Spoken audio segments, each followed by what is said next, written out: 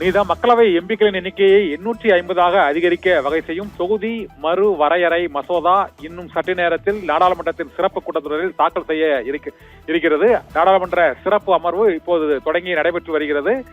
இப்போது முதல் கட்டமாக அந்த சிறப்பு மசோதா தொடர்பான அந்த முன்னுரையை அதற்கான அமைச்சர் வாசிக்க இருக்கிறார். அதன் பின்னர் அந்த மசோதா தாக்கல் செய்யப்படும் என எதிர்பார்க்கப்படுகிறது. தொடக்க நிலையிலேயே இந்த மசோதாவை முழுமையாக எதிர்ப்பதாக எதிர்க்கட்சி எம்பிக்கள் தெரிவித்திருக்கிறார்கள். திமுக எம்பிக்கள் கருப்பு சட்டை அணிந்து நாடாளுமன்றத்தின் இந்த சிறப்பு கூட்டத்தொடரில் பங்கேற்று இருக்கிறார்கள். இந்த 850 எம்பிக்களாக மாற்றினால் தமிழகத்திற்கான அந்த பிரதிநிதித்துவம் இப்போது தமிழகத்தில் 39 எம்பிக்கள் இருப்பது 49 எம்பிக்களாக அதிகரிக்கப்பட்டு தொகுதி மறுவரையறைக்கு பின்னர் 46ஆக அது குறைக்கப்படும் என்பதாலும் அந்த 7% பிரதிநிதித்துவம் என்பது மேலும் குறையும் என்றும் தமிழக எம்பிக்கள் கடும் எதிர்ப்பை தெரிவித்திருக்கிறார்கள். தமிழகம் முழுவதும் இந்த தொகுதி மறுவரையறை மசோதாவை எதிர்த்து கருப்பு கொடி போராட்டமும் நடைபெற்று வருகிறது. மாநிலம் தழுவிய அளவில் முக்கிய கட்டிடங்களில் கருப்பு கொடி ஏற்றப்பட்டு தொகுதி மறு வரையறை மசோதாவிற்கு கடும் எதிர்ப்பை திமுக கூட்டணி கட்சிகள் பதிவு செய்திருக்கின்றன.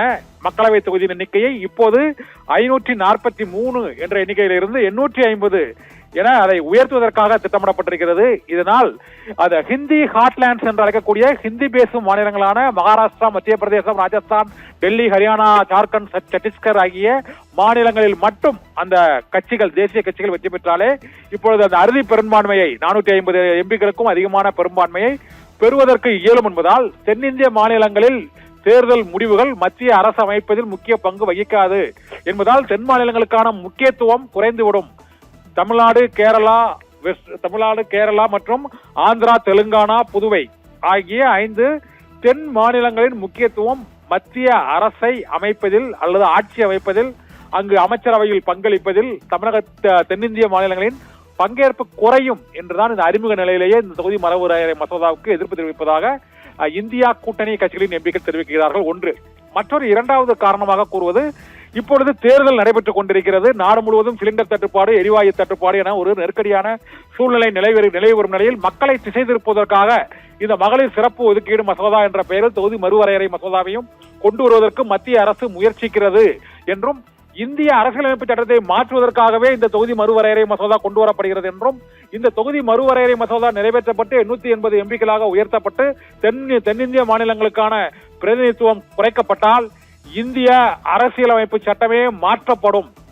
மதச்சார்பற்ற நாடு மற்றும் கருத்துரிமை, பேச்சுரிமை, எழுத்துரிமை, இது தவிர தனிநபர் உரிமை உள்ளிட்ட பல்வேறு இடஒதுக்கீடு உள்ளிட்ட பல்வேறு உரிமைகளை மாற்றுவதற்கான திருத்தங்கள் 3/2 பங்கு பெரும்பான்மையை வட இந்தியாவில் உள்ள ஹிந்தி பேசும் அந்த 5-6 மாநிலங்களின் எம்பிக்களின் வாக்குகள் இருந்தாலே முடிவு செய்ய முடியும் என்றுதான் திமுக கூட்டணி கட்சிகளும் தென்னிந்தியாவில் உள்ள பல்வேறு கட்சிகளும் இதற்கு எதிர்ப்பு தெரிவிக்கின்றன. இதனால் இதனை அறிமுக நிலையிலேயே எதிர்க்கிறோம் என்று அறிவித்துள்ள சூழ்நிலையில் பிரதமர் நரேந்திர மோடி இந்த தொகுதி மறுவரையறை மசோதாவில் யாருக்கும் பாதிப்பில்லை என்பதை மக்களுக்கு உணர்த்துவதற்காக 3 மணிக்கு நாடாளுமன்றத்தில் உரையாற்றுவதாக அறிவித்திருக்கிறார்.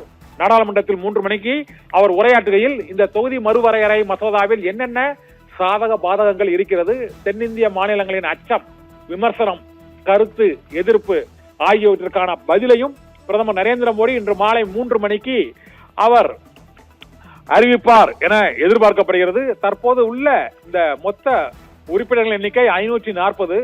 இதில் இந்த மசோதா நிறைவேறுவதற்கு 340 உறுப்பினர்களின் ஆதரவு தேவை. அரசமைப்பு சட்ட திருத்த மசோதா என்பதால் 3/2 பங்கு உறுப்பினர்களின் ஆதரவு இப்போது தேவைப்படுகிறது. ஆனால் 3/2 பங்கு உறுப்பினர்களின் ஆதரவு பாரதிய ஜனதா கட்சி தலைமையிலான தேசிய ஜனநாயக கூட்டணி கட்சிக்கு இல்லை என்பதுதான் இப்போது உள்ள நிலைமை. இந்த மசோதா நிறைவேறுவதற்கு 360 வாக்குகள் தேவை. 360 வாக்குகளை அவர்கள் எவ்வாறு திரட்டப் போகிறார்கள் அல்லது இப்போதைக்கு இதை அறிமுகப்படுத்திவிட்டு அதன் பின்னர் அதை நிறைவேற்றுவதற்கான முயற்சியில் ஈடுபடலாம் என பாரதிய ஜனதா கட்சி திட்டமிட்டிருப்பதாகவும் தகவல்கள் வெளியாகி இருக்கின்றன.